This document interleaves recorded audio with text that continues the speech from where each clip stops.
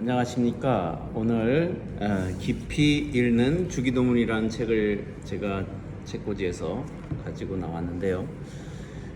한번 주기도문에 대해서 한번 생각해 보려고 합니다. 이 김남민 교수님은 제가 처음 만난 것은 방백골 총회신학교였습니다. 늘 그분의 강의는 감동이었죠. 아주 클라이막스에서 강한 어떤 어조로 우리에게 강조하면서 감동을 줬던 그런 분이셨습니다. 물론 큰 소리를 내지는 않지만 말씀 속에서 우러나오는 그런 카리스마가 저에게는 큰 충격이었습니다. 오래간만에 이 책을 읽다 보니까 머리에 쥐가 나지만 오늘 이 주기도문이 얼마나 중요한가 하는 생각을 하면서 여러분들에게 소개하고자 하는 것입니다. 아무래도 강의식으로 하면 좀 따분하고 그렇겠지만은 제가 이것을 여러분들과 이렇게 공유함으로써 혹시라도 이것을 보고 여러분들이 더 주기도문에 관심을 갖게 된다면 더할 나위가 없을 것입니다. 어쨌든 저는 이 주기도문 책을 읽으면서 많은 감동을 받았습니다. 오늘 첫째 목록을 첫 페이지를 넘기면 첫째 캐테고리 안에 이런 내용이 있습니다. 제목이 누가 주기도문을 죽였는가 이렇게 나와요. 누가 주기도문을 죽였는가. 목차가 다소 섬뜩한 그런 언어를 사용하고 있습니다만 주기도문에 살인자가 있다는 이야기 있죠. 누가 주기도문을 죽였는가? 혹시 내가? 아니면 누가 살인자가 있는가?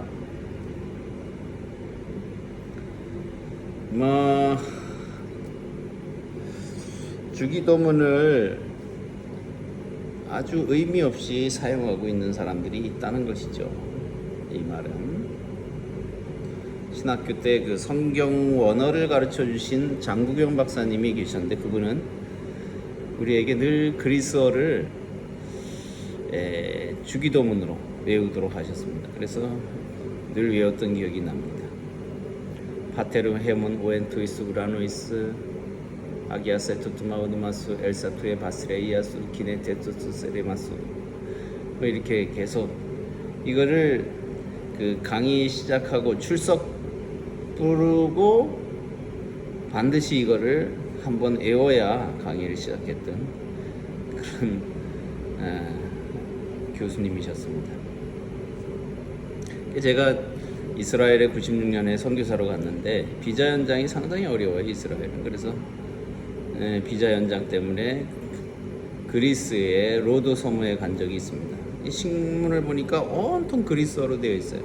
너무 반가웠습니다. 그래서 제가 그리스어, 현대 그리스어는 할 줄 모르고 그래서 주기도문을 한번 외워봤습니다. 그랬더니 사람들이 너무 좋아하는 거예요. 외국인이 주기도문을 다 외운다고.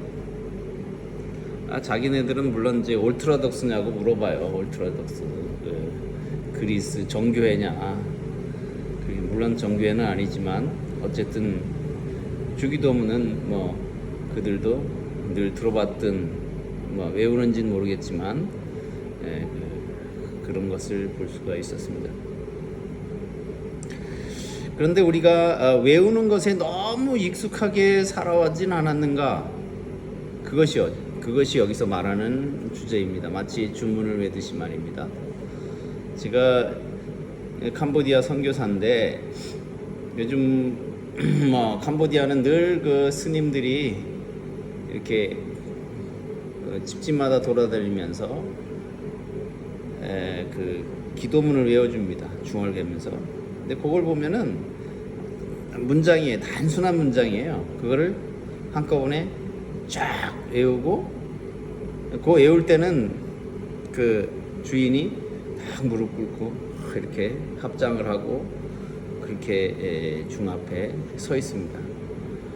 그리고 시주를 합니다.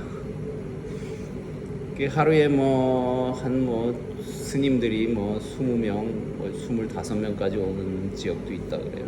그런 프놈펜 시내는 그렇게 이제 중얼거리면서 주문을 외는데, 물론 그게 복 받으라는 얘기겠죠. 가기가 잘 되라고 하는 거겠죠. 그런데